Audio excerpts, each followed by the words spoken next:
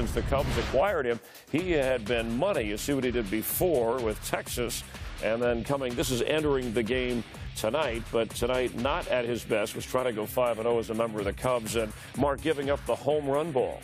Yeah, I think the home run ball really indicates the type of stuff that Cole Hamels has. Obviously in Texas, known for a very good place to hit the baseball and obviously power the baseball, but he's been so good in the Cubs not allowing the home runs. The last start, he had 2 home runs, but the previous 8, he only gave up 1 home run. For Cole Hamels, has a lot to do with how he mixes and matches. Tonight, you can see making that mistake on the fastball. It's not velocity. It really has a lot to do with location and how he sets up his changeup, Big Hurt. And that's going to be pretty important for him moving forward. Yeah, Frank, any doubt that he can keep this up, the solid pitching in the postseason? He's a big-time pitcher, big game pitcher. Once he get to the playoffs, you'll see him turn it up. Tonight, Walker batting 4th, batting 171. He challenged the guy, middle in with a fastball, made a mistake. It can hurt you. But I'm not worried about him. This guy, he's won it all. He's done it all. He'll be there.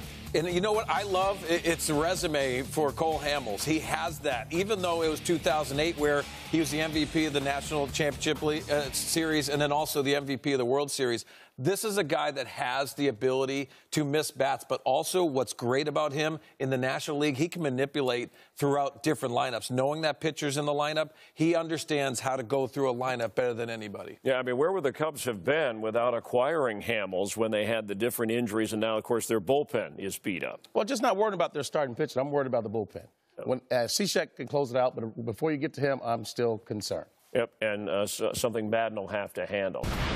So we look at the pitch selection percentage for Severino, who started out hot, then he went into a kind of a downward spiral. Looks like he's bouncing back. Yeah, to Frank's point, they need him to be the ace. How he's going to do that is he's got to be a 3-pitch pitcher. You see the usage of the changeup. That has increased. I think Aaron Boone and everybody in the Yankees organization have asked this young man to be that complete pitcher. He has the ability with a big fastball. Obviously, you always talk about a slider, but when you have a 3-pitch pitcher, Hurt, you understand that's going to be difficult to sit on one pitch because command issues really creep in. If he has 3, he can get away with a lot of those mistakes. His confidence has got to be high because through the first 10 starts this year, we thought this guy would be the Cy Young winner. And it all fell apart quick. It all down spiral for him. But this stuff he has is electric 99 up to 100 with a fastball, slider that's 93, and a great changeup. When he mixes his pitches, you're right.